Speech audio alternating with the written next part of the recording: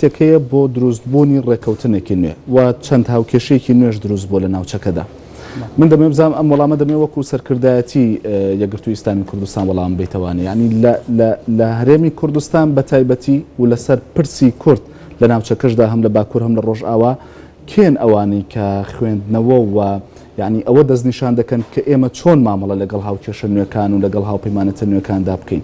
هیچ ناوەندێک نییە کە لێکۆڵینەوەی گرنگ بکات لەسەر ئەم بابەتە.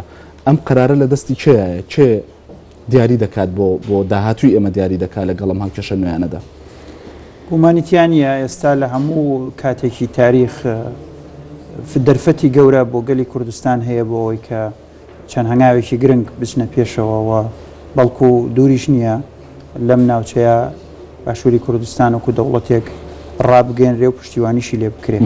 بە دڵنیاییەوە ئێستا کۆمەڵی هاوکێشەی گرنگ لە ناوچەکە هەن و لەوانەیە ئەو هاوپەیمانەتی کە لە ناوچەکە هەیە ئێستا لە نێوان هەندێک دەوڵەتانی دنیای گەورە و هەندێکی ناوچەی و هەرێمایەتیش هەمووی بۆ ئاڕاستەیە ئەڕوا کە جارێکی تر نەخشەی ئەم ناوچەیە بکێشرێتەوە.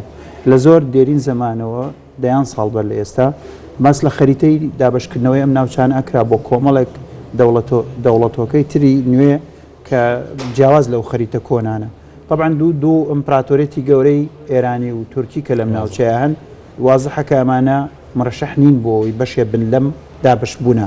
ئەوەی کە مڕەشەحە بۆ ئەم دابشبوونە دوو وڵاتی لاوازی ناوچەکەن و دوو وڵاتی داهێزراوی ناوچەکەن کە عێراق و سووریایە.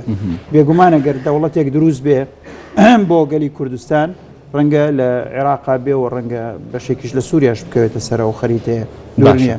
باشە ئێمە ئامادەین لەو ڕۆوە کورد ئامادەیە ئەوەی کە فەرمووت کێ ئەم بڕیارادا بێگومان تاوەکو کوردستان مەرجعیتێکی سیاسی یەکگرتووی نیشتیمانی نەبێ و نەتەوەی نەبێ بۆ جۆرە بڕیارانە کەس ناتوانێت لە نوێنەرایەتی گەلی کوردستانەوە هیچ هاوپەیمانەتیە گرێبدایە خۆ هیچ ڕێکەوتنێک مۆر بکە.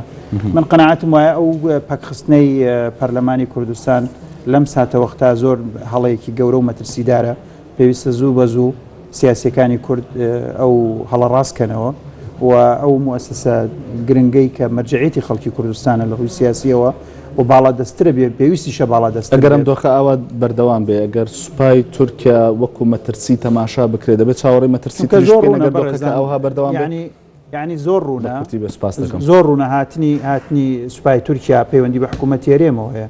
حکوومەتی هەرێمیش ئێستا حالیەن بڕیاری سیاسیەکەی لای پارتی دیموکراتی کوردستانە و ئەم مەسئلەیەش پێویستە لە چوارچێوەیەکی نیشتیمانیە لە ناو دەستگایەکی نیشتیمانیان بڕیارە بدرێ و پێویستە یعنی کورد ناوەندێکی بڕیاری سیاسی هەبێ بۆ پرسە ناوخۆیەکانی گرنگەکانی ناوخۆ پرسە دەرەوەیەکانیش کە ئێمە باشتر لە ناوەندێکی وەک پەرلەمانی کوردستانمان دەست ناکەوێت. دۆخەکەوا بەردەوام بێت چاوەڕێی مەترسی دۆخەکە چاوەڕێی مەترسی تر بکەین و چاوەڕێەوە بکەین ئێمە ببین بە بەشێک لە دەستکەوتی ئەم ببین بە بەشێک لە قوربانیە نوێیەکانی ئەم جەنگەی کە بەڕێوەیە بۆ ناوچەکە. دکتۆر موسە ئامین سەرۆکی فراکسیۆنی یەکگرتووی ئیسلامی کوردستان لە پەرلەمانی عێراق سوپاس بۆ ئامادەبوون. هەروەها سوپاس بۆ سالار مەحموود ئەندامی پەرلەمانی کوردستان لە فراکسیۆنی یەکێتی نیشتیمانی کوردستان. ئازانی نافتی سوپاس بۆی وەش سوپاس بۆ کۆمنت و سەرنجەکانتان کە هەمیشە مەودای پرسیارەکانی من فراوانتر دەکا و کۆمنتەکانیەوە هەمیشە لەسەر شاشەی نافتی بەدەردەکەوێت تا بەرنامەیەکی دیکە هەرشاد بن.